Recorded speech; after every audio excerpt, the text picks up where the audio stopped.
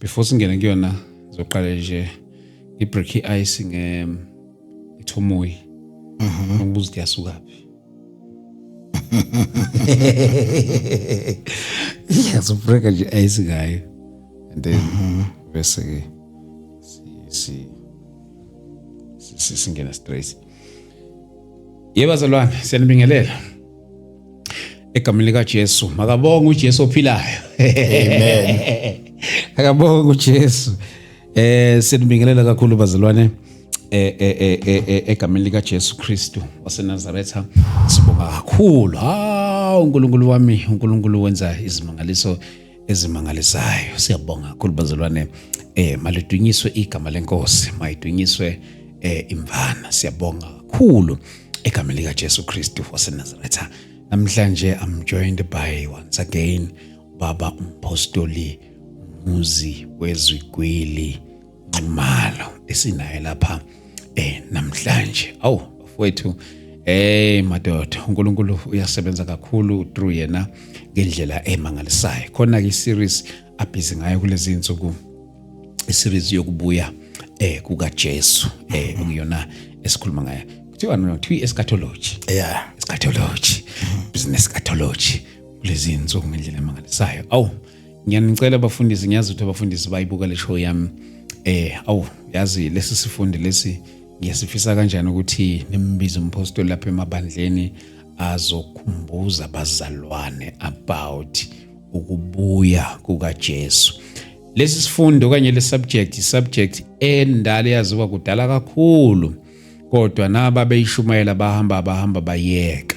Kodwa ukuthi bayeka kusho ukuthi into engeke iziyenzeke leyo.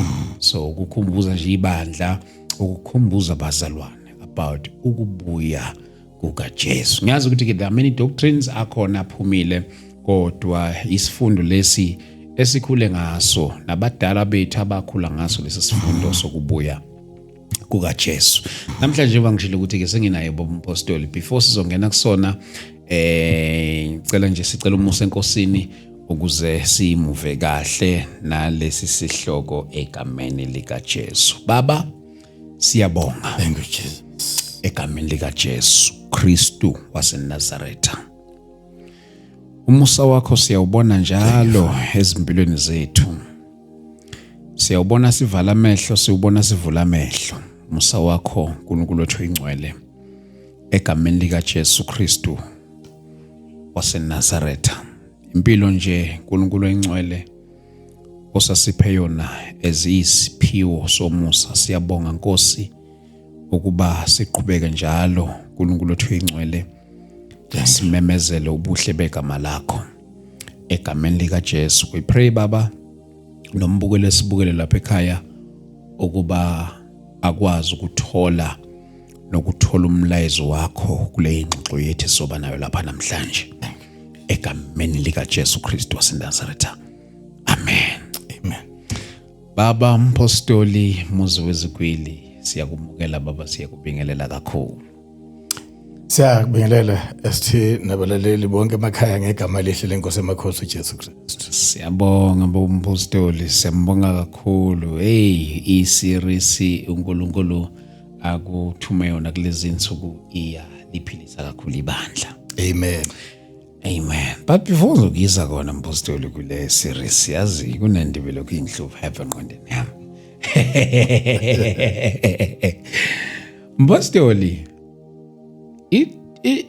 kuye kwaba nemibono eminingi about umdanso okuthiwa iThomoyi.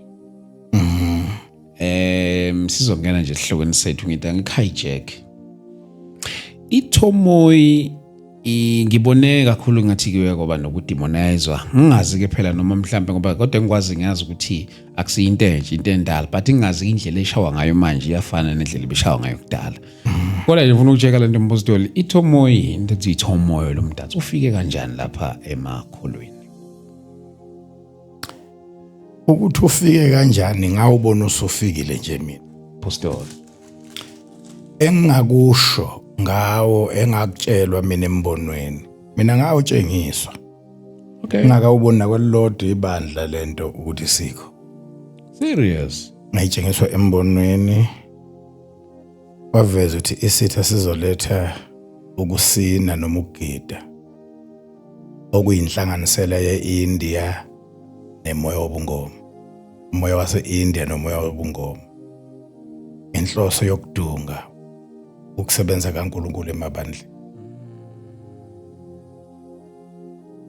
Wathi abaningi ababebethanda leyo nto leyo kugida nokusina babe bengenandaba nezwi abalinaki abalazi bayela kho. Kwadlula isikhashana impela zinyanga ngiyayibona isikhona, ngayibona ngimenywa koMaritzburg, ngayibona kwezinye indawo ngayithola ukuthi iningi impela isikena sekunegama ngoba kwangashiwo ngembona ukuthi igama iThomo. Ngiyabona sekunaleli gama leThomo kuyikho ngempela. Ngayibuka lento engithe uma ngisho kukhona omunye umzalwane eMsinga wathi injengobusho nami ngayitshengiswa. iThomo istrategy esivele emkhathini sesitha ukukhipha ibandla kaNkulunkulu labantu abaNkulunkulu abasinisiwe emandleni njengoba kwenzeka ngelinye lamabandla. Khona ibandla ebele lokuqala la eSouth Africa ukuba abantu bakamoya. Okay. Kodwa emphasis ugcizelelo legama lithi ukusindiswa bengenalo emlonyeni wabo. Kodwa beyabantu bakamoya. Uyazi bakhishwa kanjani? Bakhishwa ngokusubstitute kwezinto kaNkulunkulu ufakwe ezinye ezifana nazo. Lagcina selikwazi ukuthi lithatha umuntu oyisangoma lithi akeze esontweni bazokushintsha lobu bungoma busebenza ngokukholwa. Inkathi ileli bandla lithunjwa elalihamba ngomoya kuphela izwi lingalinakile. Kwafakwa izinto zobungoma zonke kwangathi into kamoya. Sure. Angithi sangoma siyagida lapha. Yes. Kwabizwa la esontweni ngedress khona lokho kugida kwezangoma. Angithi sangoma sinamandiki namandawe. Kwabizwa amandiki namandawe ngesithunyu. Kodwa kuyi same thing. Angithi sangoma siyabhula. Kwabizwa ukubhula ngokubholofida. Yo madodana. Angithi sangoma sinemithi esinikeza abantu kwabizwa imithi ngeyiwasho. Angithi uyabona ukuthi manje yonke into yashintshwa amagama. Kodwa kwaba yiyona leya ngale kwaba into eyodwa manje. Ubungoma nabo yaphela la amandla babe nabo ngoba bebe abantu ababokuqala ufika nehealing eSouth Africa. Abantu obubona ukuthi amandla kaNkulunkulu ayavela ngabo ngale kwezinto ezisizayo. Kwashintshwa konke kwaba yenye into yabona ke. So ke nala ngibonile ukuthi sithi sihlasela laba sinisiwe sifuna ukubaceda amandla ngendlela efanayo nalokwenziwa leyana sisubstitute izinto fakwe ezinye. Ngatshelwa ke kwathiwa ithi lo mdanso lo mgido lo uzobe uyinhlanganisela womoya wase-India nobungoma kuhlangane ndawonye. I-combination ikhombo. Inhloso ukudima ibandla abantu babebuthundu kwezikamoya. Bagcine sebephuphiswe njengaleli yana ke ibandla leli. Okay. Khona enye into futhi esasithi siyayizama isithi angazi noma siyaphela yini. Efana nendlela futhi leli bandla lali athekwe laphuphiswa ngayo. Leli ngithi mina leli lokuqala kuba amandla kamoya linamandla. Laphuphiswa ngalento yokukhonza ubusuku bonke. Kanti kwezothi ngenkathi bekhonza imimoya ibe nethuba lapha after 12 kuzenzela nje. Sure. Ibisibuya ibisifika nakithi abantu abasindiswa ukuthiwa 6 to 6. Yeah. Ibisifika. Yeah, kuzo baqhame kakhulu. Into engiyinake kakhulu ke ngo6 to 6 ukuthi bonke labantu ababebanjiwe ukuthi basebenzele umbuso obumnyama basho nabo ukuthi bathunyiwe usathana ukuzokwenza ukuthi note yiba bebethanda o6 to 6 beba promote. Kwenzeka into efanayo ke namanje kubantu bedeliverance bazokutshela abantu bedeliverance lo muntu ophambili kuthiwa umoya othothi mase kwenza ideliverance uyena futhi okuphuma amademoni akhulume kuye uthi usebenzela umkhathi kodwa kade ephambili kuthiwa umoya belandela yena amakholo. So ke insuku zokugcina zinsuku zokuqaphela kodwa kuyabonakala ukuthi abantu abakholwayo abasindisiwe bangabaqaphelile kakhulu. Ngingama lapho nje mina ngezinto engiyiphawulile ngayibona ngethomoyi kusukela kwengakutshelwa bese kuzoba lokho engikubonile. Yo, uthi inqwaba yabantu abebelida ithomoyi othothi kwenza ideliverance okwaphuma amademoni kubo. Basho bathi bazosebenza bebethunyiwe. Yeah, hey. uNkulunkulu akasikhumbule. uNkulunkulu akasihawukele ngomstoli. Ukuthi into ekhona ngibona ukuthi mina indaba yokuhawukela umhlambi nokuqaphela ukuthi umhlambi uwelusa uphephe uvikele. Iphelile manje. Abantu bafuna nje kuphela uma kugcwalile emasontweni. Kodwa ukuvikela umhlambi ezintweni eziyimimoya ehlasela ibandla, ungathi leyo concern leyo yehlile noma yaphela altogether. Ngoba uma bebe serious abantu abangabelusi ngokuvikela imhlambi, khona izinto bebe ngeke beyidelele kalula without checking. Ukuchecka kuqala ukuthi iqhamuka lapha inhloso yayo iyini, what does it accomplish? Of what good is it to the church?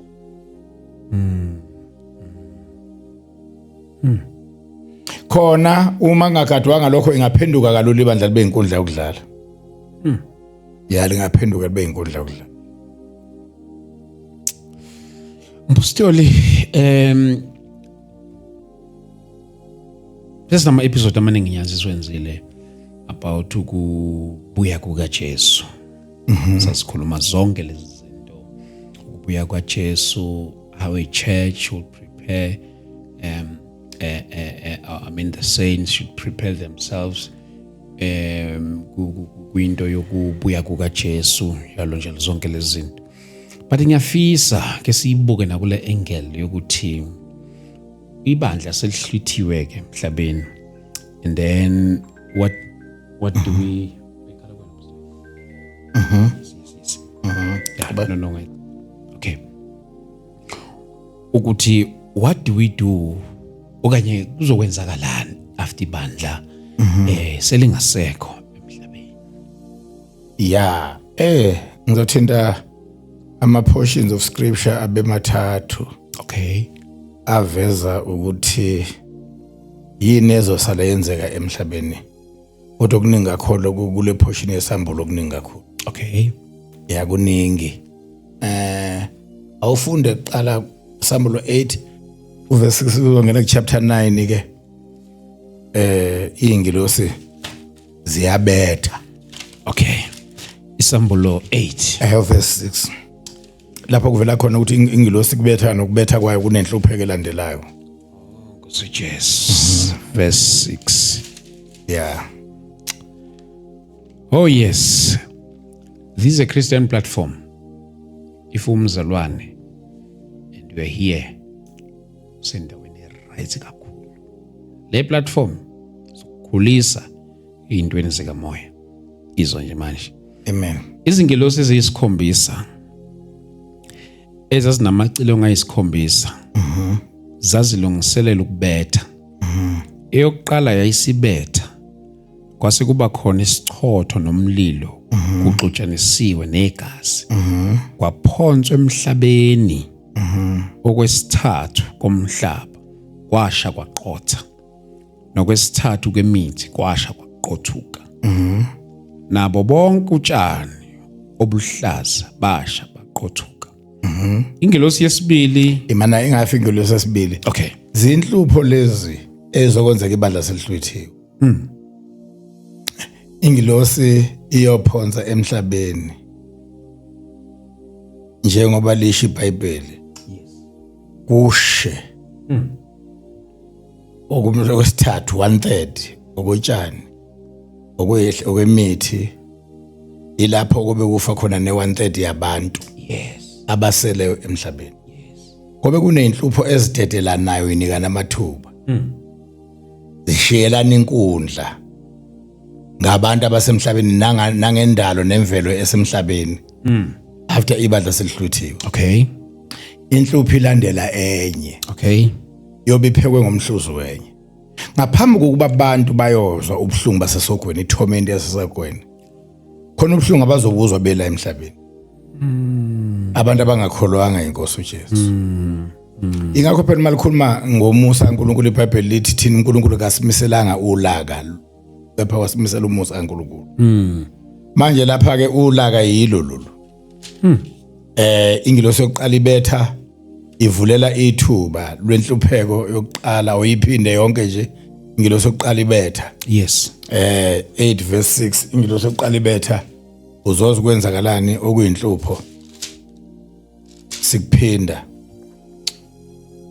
izingilosi eziyisikhombisa nezinamacilongo ayisikhombisa zazilungiselela ukubetha eyokuqala isibetha kwase kuba khona isichotho nomlilo uxutshanisiwe negazi isichotho nomlilo uxutshaniswe nani negazi ya kwaphonswa emhlabeni okwesithathu komhlaba kwasha kwaqothuka nokwesithathu kwemithi kwasha kwaqothuka nabo bonke utshani obuhlaza basha baqothuka ingelosi yesibili angithi yabona kusho i1/3 yotshani nemithi nomhlaba 1/3 yasha okay kunabantu njalo emhlabeni njengoba kwenzeka lenhlupheko nje umhlaba wonke 1/3 of the earth the whole earth qhubeka ingelosi yesibili yabetha ingelosi yesibili yabetha kwangathi intaba enkulu ivutha umlilo yaphonsa olwandle okwesithathu kolwandle kwaba yigazi kwafa okwesithathu kokudaliweyo okwakusolwandle okuphilayo nokwesithathu kwemkhumbi kwabhujiswa ingelosi yesithathu yayisibetha kwasa mana uzwile i1/3 yasolwandle konke nakho konke okuzilwane kusha yes kwathatha intaba ngathi ivutha umlilo yaphonsa olwandle yes zinhlupho nokwesithathu kwemkhumbi imkhumbi vamba nabantu nakhona khona washa sure zinhlupheko ezobe zenzeka ibandla selihlwithiwe lezi zi affect umhlaba engxenyeni nezingxenye zomhlaba inhlupheko eyishintshana ngokubetha kwengilosi kusho ukuthi manje every type of ilokuzana ukuhlupheka iaffliction idedelwa ukukhala iasharishwa into the platform ukukhala kwecilongo libethwa ingilosi ukubetha kwesithathu Jesus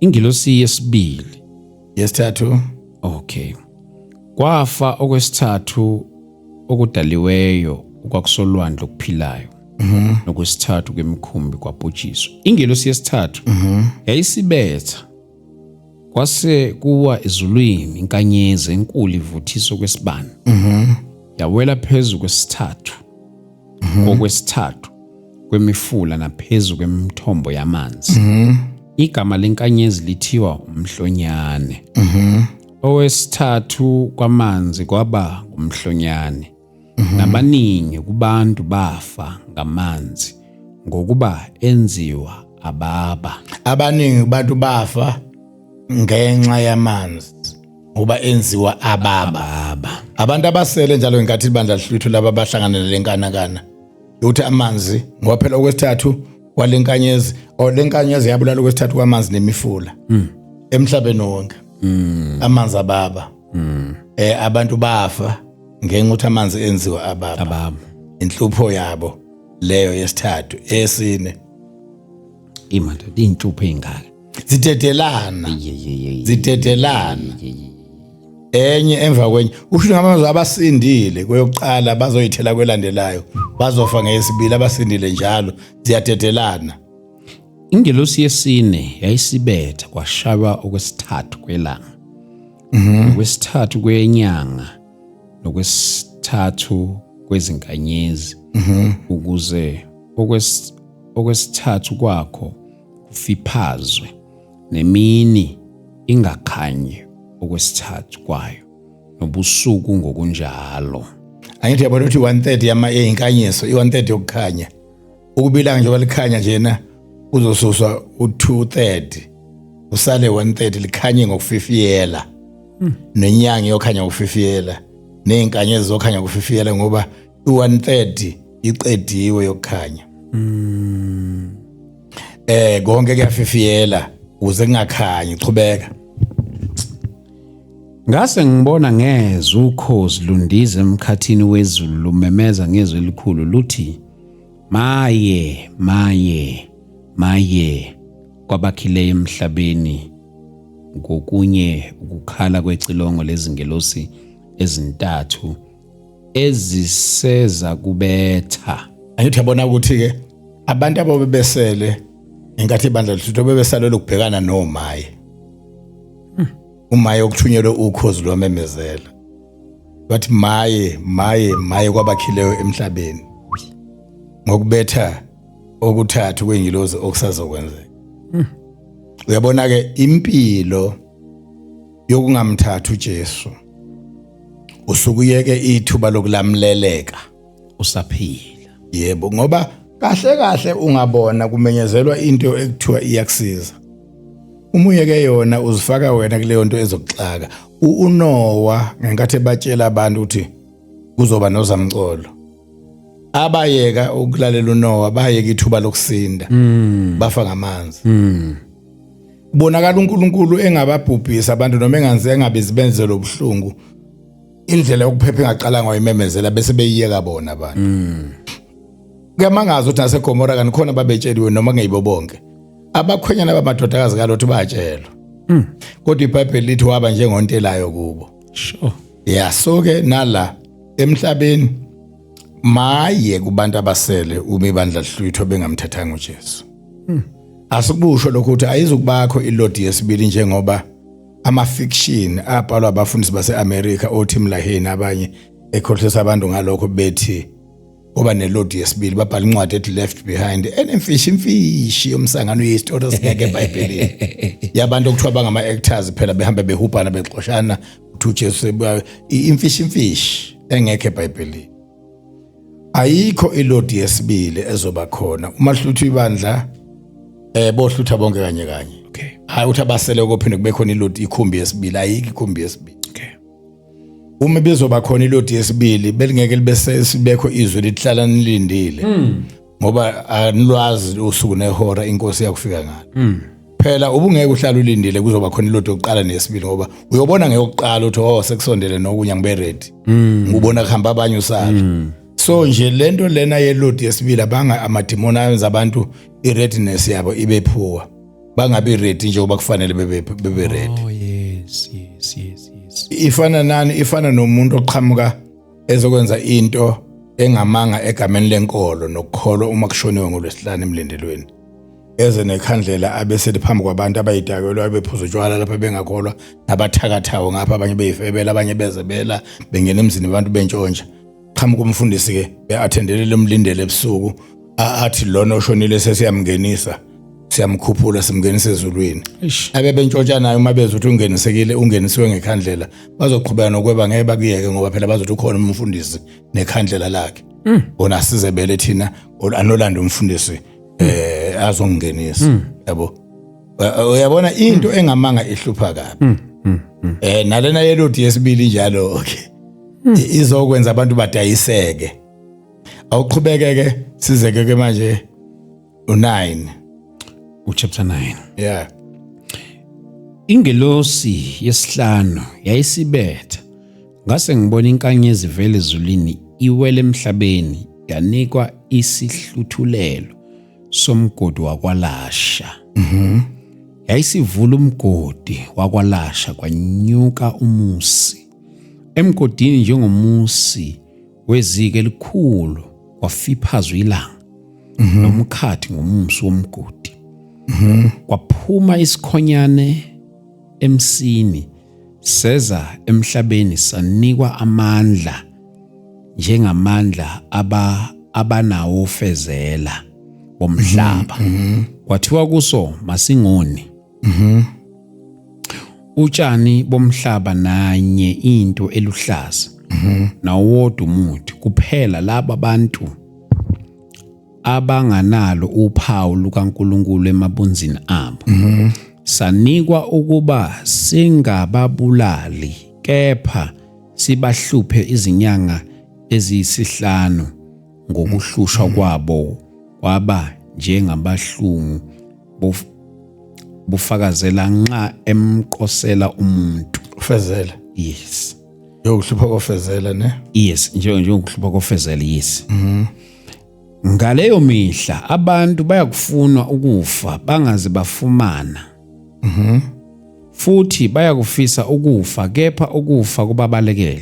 uyabona yini ukuthi inhlupheko zokwenzeka uma ibandla selihluthiwe abantu zokwenza bafisa ukufa kodwa ukufa beqoselwa yini isikhonyane esingangamahashi emsileni yaso sinemsila eqosela njengofezela abantu bofuna ukufa bangakufumani ukufa kuyokubabalekela abantu uma sekufuna ukufa isuke ngencane inhlupheko angaphansi kwayo izinto ezokwenzeka lezi uNkulunkulu athumele insindiso kubantu nomusa ukusindisa kubantu ukuze baphephe kuzona abantu bangakunaka qhubeka ufunde khona enye futhi ukubetha okay ngaleyo mihla abantu bafisa ukufa bangaze bafumana okay 7 nesimo sesikhonyane sasifana namahashi alungiselela ukulwa yasibona ke sikhonyana singangamahashi qhubeka nasemakhanda aso kukhona okunjengemiqhele efana negolide nobuso bunjengobuso babantu futhi sasinezinwele ezinjengezinwele zabesifazane ubuso bunjengobuso babantu inwele njengabantu besifazane namazinyo aso futhi sikhonyana esiphemileyo lesi aye njengawezingonyama sinezivikelo zesifuba njengezivikelo zezinsimbi nomdumo wamaphiko aso wawunjengomdumo wezinqola zamahashi amaningi egijimela kulweni sasinemisila efana nayo wafezela inezidonsi nasemsileni yaso kukhona amandla aso okona abantu izinyanga eziyisihlanu sinenkosi phezu kwaso ingelosi yakwaLasha igama layo ngesiHebheru lingu Abadoni kepha ngesiGreek inegama lingu Abadom kepha ngesiGreek inegama lokuthi uApollyon umaye wokuqala udlulile bheka kuseza omaye ababili ngasemva kwalokho isikhonyana sinenkosi yaso sinjengamahashi sinobuso njengoba abantu inwele njengomuntu wesifazane ngazo imiwigi noma iweave noma iphemo kodwa kuthiwa siqosela njengofezela sinikezwa amandla emsileni yaso uqosela inyanga ezinhlanu inhlupho njalo izobe ibhekene nabantu izilandelana enye ilandele enye bethi bephepha kwenye bethi abasalile qhamukenye sure qhuba ufunda ukubetha kwesithupha ngase ngibone enye ingelosi enamandla yehlezulini yembethifu nothingo lenkosazana laluphezu kwekhanda layo nobuso bayo babunjengelanga nezinyawo zayo zazi njengensika zomlilo iphethe esandleni sayo incwadi encane evulekileyo yayisimisa unyawo lwayo lakunene phezu kolwandle nolokhohlo phezulu komhlaba yamemeza ngeze likhulu njengokubhonga kwengonyama nalapho isimemezile imdumo eyisikhombisa yazwaka lamazwi ayo nalapho imdumo eyisikhombisa isikhulumile ngase ngizakuloba kepha ngezwa izwi livele ezulwini lithi namathisela ngophawu okukhulunywa imidumo eyisikhombisa kodwa ungakulobi ingelosi engayibona imiphezu kolwandle naphezu komhlabathi yayisiphakamise ezulwini isandla sayo sokunene yafunga yena ophilayo kuze kube phakade naphakade owadala izulu nokulo nomhlaba nokuwo nolwandle nokulo yathi akusayi kubakho isikhathi kepha nezinsuku zezwi lengelosi esikhombisa kepha isiza kubetha icilongo imfihlakalo kaNkuluNkulu isiya kuba ifeziwe njengalokho azazisa izinceku zakhe abaprofeti ngezindaba ezijabulisayo izwi engalizwa livele ezulwini lase liphinda likhuluma nami lithi, hamba uye uthabathe incwadi evulekileyo esandleni sengelosi emiphezu kolwandle naphezu komhlabathi. Ngaya kuyo ingelosi ngase ngithi kuyo, mayinginike incwadi encane. Yayisithi kimi, ithabathe uyidle uyiqede. Iza kuba esiswini sakho, kepha emlonyeni wakho iya kuba mnandi njengezinyosi. Ngase ngiyithabatha incwadi encane esandleni sengelosi, ngayidla, ngayiqeda. Yayisiba mnandi njengezinyosi emlonyeni wami, nalapho sengiyidlile yaba sesiswini sami. Zase zithi kimi, kumelwe ukuba uphinde uprofethe ngabantu abaningi nezizwe nezilimi namakhosi. Ziyaphela la inhlupheko eyibhaluke esambulo, kodwa lokhu kuvezani iglimpse yokuthi ayincane inkinga umuntu ozosala. Amazwi wonke umuntu kumele akulwele ukuthi angasali. Enye iportion yescripture ezoveza ukuthi bonyakaziseka kakhulu abantu abasela bazokuba sekuthuleni nasekupheleni kahle. Amos 8 verse 11. Awusifundela Amos 8 verse 11 kwabaseleyo ukuthi bazonyakaziseka kakhulu. Abantu abasele ngenkathi ibandla lihluthu bonyakaziseka kakhulu.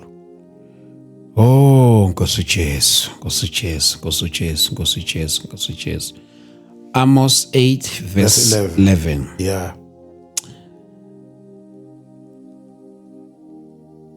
Bhekani izinsuku ziyeza, isho inkosi uJehova. Lapho ngiyakuthuma indlala ezweni. Kungabi indlala yezinkwa. Kungabi ngukomela amanzi. Kepha kube ngeyokuzwa amazwi kaJehova. Yezwa ke indlala ezosala ibakhona. Idalwa yini le ndlala? Idalwa ukuthi bobe bengasekho abalishumelayo izwi. Bobe sebehlwithiwe. Futhi laba bantu abazokomela amazwi, abantu abake bawezwa bangawanaka. Manje sebewafuna basawathola indawo. Sebelokhu beyale bethi ngake ngambona la ushumela bafica kekho. Qhubeka.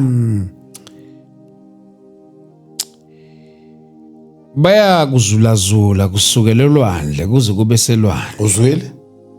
Kusukela enyakatho kuze kube sempumalanga. Uzwile? Bahamba ukufuna izwi likaJehova kepha abaye kulifumana. Ngalolo suku izintombi ezinhle nezinsizwa ziya kudangala ukoma. Abafunga icala laseSamaria bathi kuphila kukaNkulunkulu wakho Dani, nokuthi kuphila kothandiweyo wakho Berisheba. Baya kuwa bangabe besavuka. Uyabona ke malithi iBhayibheli bayokuwa bangabesavuka, bawophela amandla ukoma. Libala insizwa ezinhle, intombi ezinhle nezinsizwa. Ziyozulazula kusuka empumalanga kuze kube sentshonalanga, usolwandle kuze kube solwandle. Uyabonakala ukuthi ukuxakeka nokunyaziseka kuzoba khona ibandla selihluthiwe akuncane. Ngapha nesilo nomphiko uKristu sobe singayibekile phansi. Neinhlupho nazo kade ishiyana ishelana inkundla ngabo. Akekho indawo ozobalekela kuyona uphephe.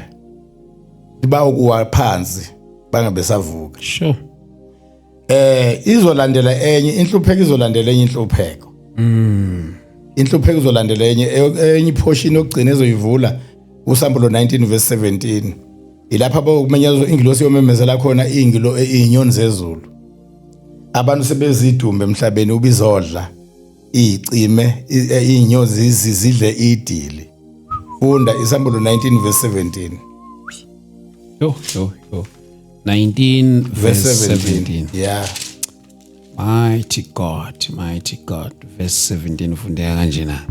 Ngase ngibona ingelosi imi elangeni yamemeza ngezwi elikhulu ezinyonini zonke ezindiza emkhathini wezulu ithi, uzani buthane esidlweni esikhulu sikaNkulunkulu ukuba nidle inyama yamakhosi nenyama yezinduna nenyama yamaqhawe nenyama yamahashi neyabakhwele kuwo nenyama yabo bonke abakhululekileyo abayizigqila abancane nabakhulu. Ngabona isilo namakhosi omhlaba nezimpi zawo zibuthene ukulwa naye. Owayehlezi ehashini nempi yakhe. Isilo sasesibanjwa nomprofeti wamanga okanye naso owenza izibonakaliso phambi kwaso. Abadukisi ngazo abamukele uphawu lwesilo nabakhululeka kumfanekiso waso. Labo bobabili baphonswa besezwa echibini lomlilo elivutha isibabulo. Nabasele babulawa ngenkemba ephuma emlonyeni wakhe owayehlezi ehashini nezinyosi zonke zasutha inyama yabo. Inyoni zasutha qale zabizwa ingilosi inyoni. Uthi ayizodla idili lenyama yamakhosi nababusi abakhululekileyo nabayizigqila. Yonke inhlobo yomuntu izoba imenu, izoba ibanquet yenyoni zezulu. Abaseleyo lapho. Bese yafika ke uJesu, afike yena kubanjwe umphiko uKristu nomprofeti wamanga baphonswa besezwa bobabili echibini elivutha umlilo. Inyoni ziqhubeke nokudla inyama yalabo abanye ebebekhohliswa bedukiswa umphiko uKristu ezoyithinta late indaba umphiko uKristu uthini umuntu onjani ubizwa uyisilo abizwa kumphiko uKristu. Abantu bebedu abathunyelwe omubi kwiTrinity kaSathane yokudukisa abantu ngoba nje uNkulunkulu enothathu bakhe nje uNkulunkulu baba uNkulunkulu indodana uNkulunkulu moya ongcwele noSathane nobuthathu bakhe. Uye njengoDraco inyoka endala ube uyisilo umphiko uKristu ube umprofeti wamanga iTrinity yakhe. Benza ubuthathu bokukopisha uNkulunkulu. Yeah. Bongena kuqala echibini elivutha umlilo uSathane angene ekugcineni. Uzokabosha iminyaka enkulungwane lapho ibandla lizobe lisabusa kanye noKristu phezulu komhlaba. Zinhlupheko lezi zikusambulo 8 verse 6 kwehle kuzoba kuchapter 9 uverse chapter yonke ka9. Amos 8 verse 11 intombi ezinhle nezinsizwa besuka kusuka olwandle kuze kube solwandle kusuka entshonalanga kuze kusempumalanga befuna amazwi bengawatholi bawe bengabesavuka. Inhlupheko ezobe zenzeka lezo ziyashiyelana inkundla nalapho ke kuzothi yasekugcineni bonke sebezidumbu kuqhamuka inyoni zezulu zizodla inyama yabakhulu nabakhululekileyo nabazigqila abampofu nabacibileyo yonke into eyilot esalela abantu abaphilayo emhlabeni. Inhlupheko silandelana ngamanye amazwi imessage esiyithumela ubantu ngendaba ye second coming ukuthi prepare for the time to come. Usikusilungiselelo lesikhathi wena ufunyanwe on the right side of life and right side of God's grace. Right side of God's judgment. Wena musukuba olahlwa kanti ithuba lokuzwa ngalokho ulitholile. So ngamanye amagama umpostoli kuleyo kubuya kaJesu uveza ngokusobala ukuthi impilo njengamanje ukuphila ayizukufana uma ibandla selihlwithiwe. Ayizukufana. Ayizukuba njengamanje. Noma kudabukisa ukuthi khona vele izinto esezixakayo kwamanje kuma countries athile sevele ziyaxaka. Senike niphelelwa amanzi nje. Senike niphelelwa ugesi sekubewe into ongayazi nje. Zininga sekudlala icrime. Uthola indawo ethile dominate icrime. Ezinye kuze kulandwa amasotsha olekelela. Kunje I think ama status lawo. Kodwa uma selihluthiwe ibandla kobe kuwese kakhulu impilo yobingafani. So isizathu kahle kahle yini ukuhluthwa kwebandla kuyobe ukuphephiswa entweni ezokwenzeka noma izinhlupho ziyobe zenzeka ngoba ibandla selingasekho. Kahle ukuhluthwa kwebandla ukuphephiswa kwabantu abafuna ukuphephiswa. That's what salvation is about. Salvation vele isuke kulamlelela ulaka oluzayo. uJohn Mbhaphathi uyamkhumbula imessage yakhe ethi niyalo nixolisa ukubani uthi nibalekele ulaka oluzayo na. Kahle insindiso ingeyokulamlela abantu olakeni oluzayo. Abantu bangakunaki okumenyezelwayo bese lo yabafica ulaka kanti bebephephiswa kulona. Yonke lempilo ephilwa emhlabeni embi nebhedayo inomphumela wayo. Kodwa manje ukubalekela umphumela ongemuhle wayo ukuba uphenduka ukholwe ivangeli. Uma bengafuna ukuphenduka abakholwe ivangeli sebeyifaka bona ke ekulahlweni uNkulunkulu abeyenzile indlela yokuphepha kwabo bangayithatha. Yeah. Kahle uNkulunkulu uma lithi iBhayibheli akathanda ukuba kubhubhe namunye kodwa kuba bonke beze ekuphendukeni. Ubanikeza ithuba kwazi kwaba manje. Kodwa ladlula nje wavala nje umnyango wensindiso. Into ezobe imandla kakhulu maselibandliwe lihluthiwe ibandla ukuvaleka kweminyango wabezizwe for insindiso kuvuleke umnyango wamaJuda. Angithi lithi iBhayibheli ngobulukhuni benhliziyo wavaleka umnyango wabo uJesu oze ngabo emhlabeni. Bangakholwa uyena kwavulekela umnyango wethu thina. Elithi iBhayibheli uzovuleka lo mnyango kuzobe isikhathini lapho kuze kuhluthwe khona ibandla. Uma selihluthiwe khona ibandla ke sekube sekuvaleka umnyango wabezizwe abangewona amaJuda namaHebheru. Uvuleka umnyango wamaJuda manje.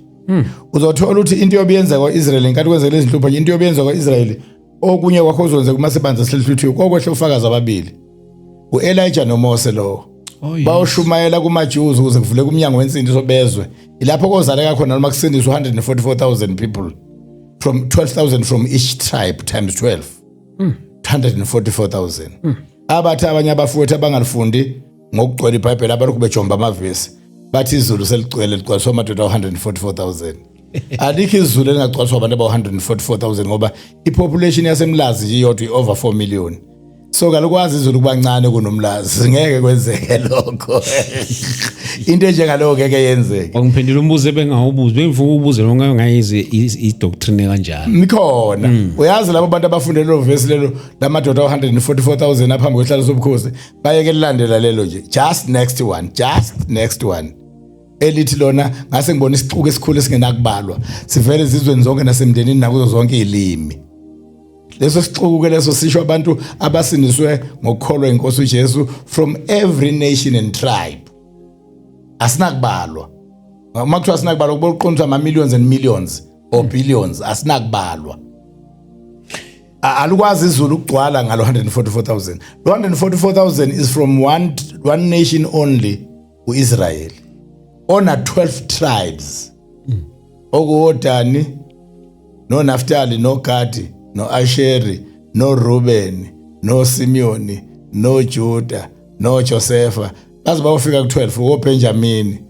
Uyezwa? Baze bawufika ku12 bo laba bantu 12 tribes. Now 144,000 uIsrael kuphela. Bahlekisa laba bantu abaduke ngaleli verse 144,000 ngoba behlulwa na ukubona kubhalwe khona eBhayibhelini lo 12 uvelaphi. Okwesibili ngeke uNkulunkulu alenze izulu lenzele ination eyodwa. 144,000 nayo abantu bese kuthiwa seligcwele. Into enjalo ayikho. What your take impostoli kulaba othola ukuthi umuntu athi ngibuye ezulwini. Athi ngibuye ezulwini njengoba ngibuye ezulwini ngibone lokhu nalokhu inazi izinto ekumele zenzeke ukuze nawe uyokwazi ukungena ezulwini. Kodwa phela uma bekhuluma ngezinto okumele uzenze ukuze ungene ezulwini abaqale ngoJesu oyindlela neqiniso nokuphila. Abaqale batshele abantu ngalokho uma leyo nto leyabo iyiqiniso. Ngoba akekho ngeza kubaba ngaphandle kaJesu 1:14 verse 6. Yes. Abangakuyeki lokho ukuthi abantu babakhombe kuJesu ngoba isango nguJesu. And then ke bese beyazisho izinto abayitsheliwe ezulwini ke ukuthi abaxwayisa abantu ngazo ke futhi bakhuluma iqiniso. Okwesithathu bangaku-add nokungokwabo. Bangaku-add nokungoko bangafaki nokwabo bakunezele ngoba naku sibebona sesibanikeza indlebe yokubalalela. Si curious ngalento abasitshela yona ukuthi babuye ezulwini bese be-add nokungokwabo. Bangathatha advantage ukuthi siye sayinikele kubalaleleni manje bona sebefaka nokwabo ke. Mhlawumbe okwabo kuyaphambana futhi nescripture ngoba babuye bangabonani eBhayibheli ukuthi uma lela phambana udalela inkinga labantu obatshela lento obatshela yona ukuthi uNkulunkulu angasho kanjani ezweni lakho nje wena uzosho nje yabo. So angiphiki mina not only eSouth Africa angiphiki ukuthi einsuku zokugcina uNkulunkulu uye wenza abanda futhi bazokwanda abantu abaye bathathwa bawutshengiswa izulu babuye ngenhloso yokuthi kuvaleke imilomo yabantu abangakholwa othi uma uthi uyabashumayeza bethi akekho wakwafa wabuya. Yes. Leyo mpendulo leyo lo nkulumo leyo it's out of place manje ngoba inqwaba abake bafa babuye bazositshela inqwaba la eSouth Africa bengakabalwa laba abakhona manje ngababala ngamagama kwakukhona ukuthiwa uLazarus wazi wakudala impela ngama-80s wayene testimony yakhe eyayiziwe ngama-80s watshengiswa izulu wavuka uLazarus ngathi wayengayela Gauteng yazi yarekhodwa nakuma audio cassette i-testimony yakhe khona nendawo ayemenywe kuzona kusisikhathi sakudala khona kwakuthiwa uZulu waye indoda eyayishaya umfazi okay watshengiswa ezulwini kubi kanjani ukushaya abantu besifazane ushaya umfazi wabuya wakhuluma uqophile ama-CD angazi noma uma uchecka ku-YouTube uyamthola yini kodwa inayo ema-CD abehambe asabalala kakhulu okay wakuveza wakhuluma nezinto ayibonile ezulwini nayitsheliwe nalento yakhe yokushaya umfazi nayo ayikhuzwa waveza nobubi bayo nani ekrili kunebhuno elalinyanya abantu ngalendlela ongazuyibone likholwa linyanya abantu ngalendlela ongazuyibone lisonda lathathwa la utshengiswa ezulwini lavezelwa lenhliziyo yalo nabubi balento yalo yokunyanya abantu labuya libiza abafundisi abansundu bazoshumela ebandleni lalo ku-platform yalo namhlanje ekrili sempumalanga province yebo libiza abafundisi bazoshumayela ku-platform yalo ebandleni namhlanje yile lakhe izindlu zamasondo zabantu abansundu lihamba liyokhonza lishumayele kubona kwazi ukuba namaphathi nabo nama-conference nabo nezinto ey'thile nabo lidle nabo so-ke bakhona abantu genuinely abathathiwe bayezulwini batshengiswa futhi batshengiswa nezinto bebebheda ngazo bafumana nje umusa batshengiswa nezinto bebebheda ngazo bayiyeka babuya ukhona nomunye futhi kuyiMpumalanga province okuthiwa uJG Linda hayi lo wakwathi esebuya khona ezulwini eshumayela unomfana owenza iscience lo shone 2 years ago last year uJG Linda uLinda seshonile maze kudala kuseyisikhathi sama-video cassette ngayithola i-video cassette yakhe maybe useshonile ngempela no lo engimshoyo wayebizwa ngokuthi Pastor Linda kahle I don't know noma uyena kukhona lo wayintabeni Faster 40 days I don't know if usho loyo manake ngale kokuFaster 40 days ayiphathwa indaba ye-testimony yakhe yokuyezulwini ayiphathwa leyo noma ngasakhumbuli kahle kodwa nje khona lo wakwa Faster 40 days ehlele entabeni kwayedwa umuntu Pastor Linda ukuthi angazi ngangitsho waseSwaziland ukhona ngakwempumalanga province Swaziland something like that kuyavela lapha ngiyazi ngasebe yes lo ngimshoyo mina ushoni usoshona I think 2 years ago wadutshulwa ngabantu ngoma ngathi bambulala lo yes so angathi mhlawumbe usho yena lengimshoyo yena wayemuva kuma miracles indelo loka 40 days wayemuva kuma miracles yes ngoma ngiyakhumbula nje after ebuye entabeni ukuyothandaza wayehlala 40 days ethandaza entabeni wayekhuluma nje about izinto zamagciwane azothulula ezweni izinto ekanjalo nje dala le testimony nami ngangizwa ku-testimony kudala yes kwakuthiwa wayebizwa ukuthi uPastor Linda ukuthi angazi isibongo ngabani macebe khulu ngisazi ngisakhumbula kahle okay yeah hayi ke ukhona noaya ezulwini nezifo ezayizoveza emhlabeni wayibona nazo ingculaza yelena wayikhulekela iphele nya wayitshengiswe ezulwini ukuthi into engelutho kanjani uJG Linda ke babethu uJG Linda okay wayikhulekela nje ingculaza nje iphele nje utest negative hambe test negative yayinto encane kakhulu nje kuyena ingculaza angazi noma uswahamba emhlabeni noma usenjani kodwa ubuye ezulwini wayibona ngisho inhlobo zamabandla lowo uthi khona nawe wabona eseduza kumlomo wenyoka lana athi uma ekhulekela abantu abalumi uma ukukhulekela abalumi uthi lo moya okuluma ngawo umoya wenyoka ngoba basemlomeni wayo baseduza nomlomo wenyoka amabandla ayengelukuzana wayenze njalo yes lo wayengowakacebe-khulu nango wayengowakacebe-khulu bezibizwa ngo-Archbishop Linda Cebe-khulu okay yes lo nesibongo lo uLinda uJG Linda abantu ababili abangafani abantu ababili abangafani yes wathi lo eshumayela uJG Linda kanti khona umshana wakhe owaye i-scientist engakholwa ukuthi uNkulunkulu khona ngoba ethi ngemshini yabo bamprovile bamcingela bangamthola mshini ye-science ama-telescope uthi bamcingile uNkulunkulu bangamthola ayikho into abangayitholi ngale mshini yabo namagciwane mancane athayini kodwa bayawathola uNkulunkulu abamtholanga.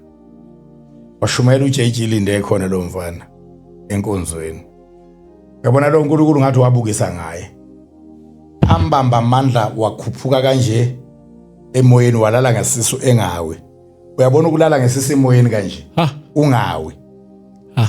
Hayi uthi ulele kodwa kulale nje ubusukulele la kwefloor. Ulele emoyeni ngesisu kanje. Uyazi uyaqhubeka nokushumayela uLinda, uyazi yenze yalento amandla amuthi amreversabuthi amuthi akawo athi what waqhubeka kwaze waqeda ukushumayela lo locate 8 wathi maqedwe kuthiwa amen wayedropheka wama ngenyawo phansi. Wathi makubiza bayinikela wena wayehamba phambili. Wena wayehamba phambili. Imagine. Yeah. Umuntu wayiphikethi uNkulunkulu akekho, uthi uNkulunkulu esefuna umvezela ukuthi ukhona. Umtshengisa ukuthi ubani lo kade kubamba. Yini eyenze wangawe, imaphi lamandla kubambile. Yeah. So ke umuntu akalithathi ithuba lokukholwa uJesu. Pastor. Lisekhona. Enye into engifuna ukusiza ngayo abantu abayeke ukuba serious ngesonto lakhe kunokuba serious ngezulu. Sikubonile lokuthi abantu ba serious kakhulu ngamasonto kunokuba serious ngezulu.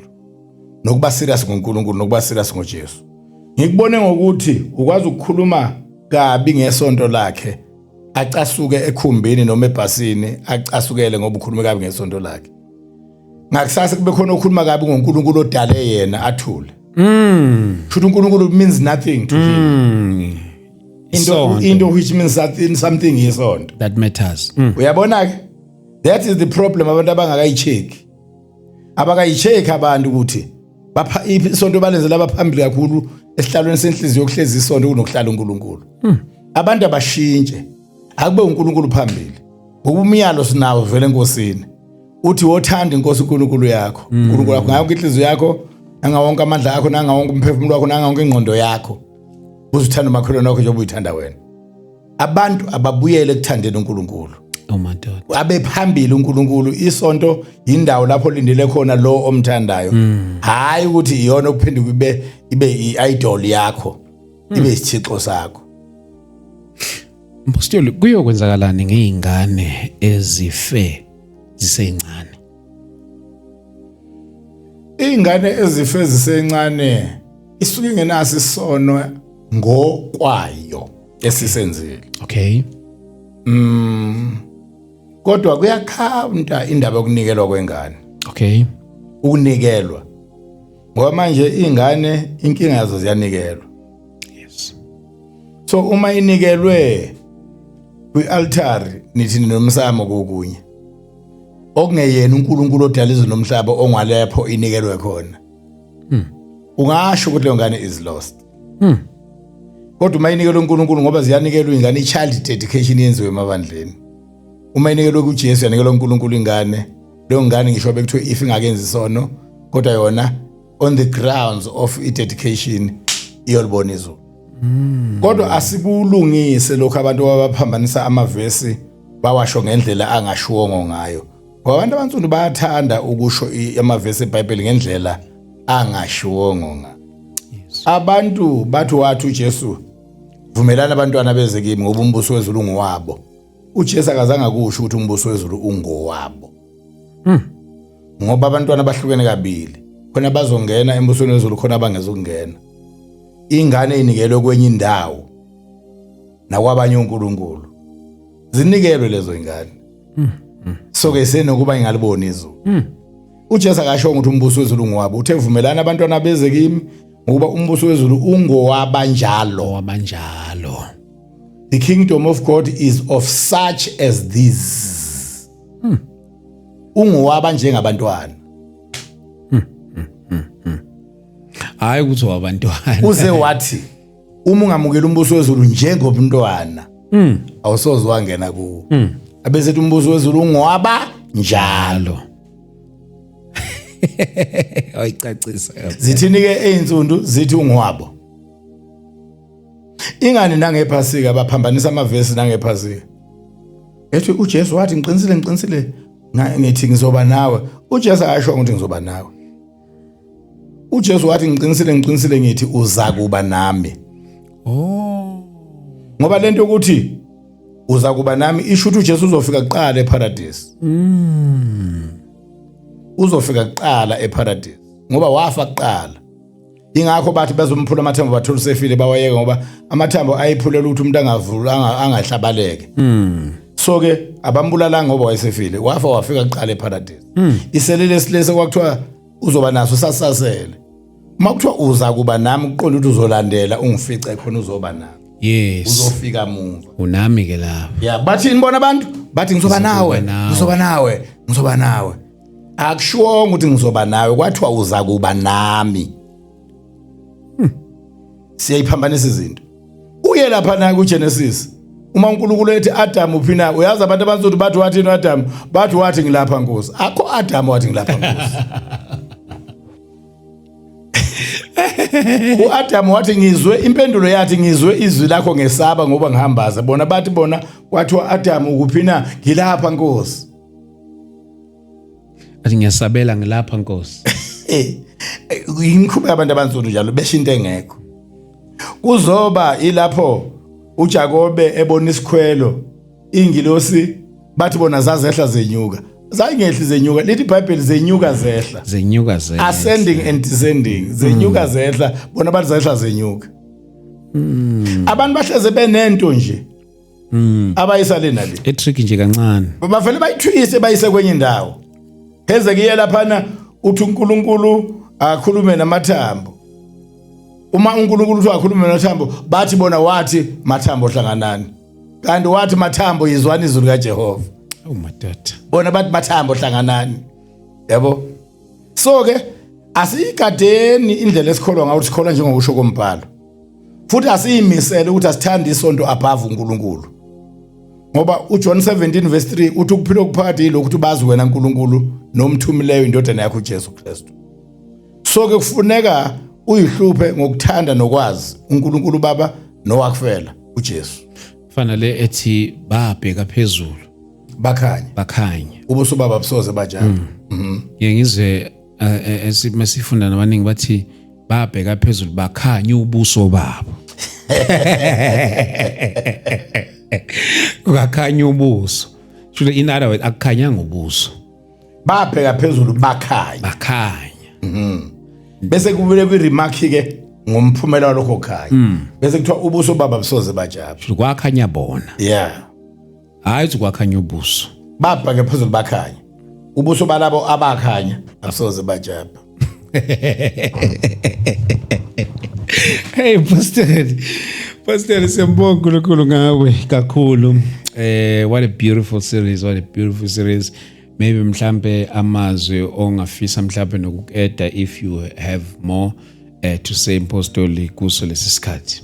Singathi isigoqa umaHebheru kulotshiwe ukuthi ozayo uyeza akayikulibala. Bamba lelo zwi wena uphethe iseduze indaba. Ozayo uyeza akayikulibala. Uhlala ulindile sibe serious sonke.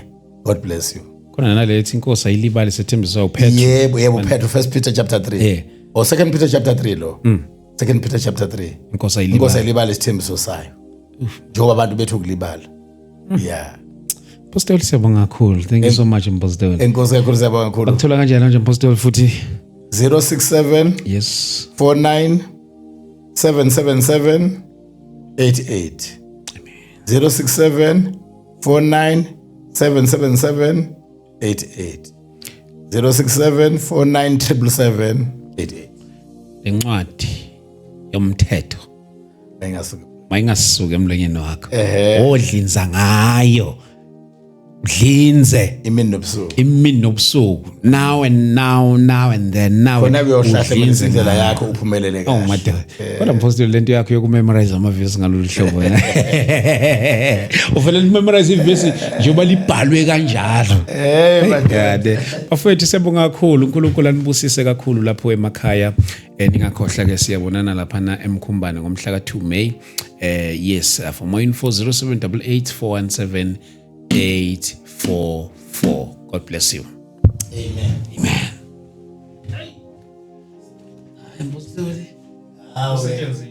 Ebo.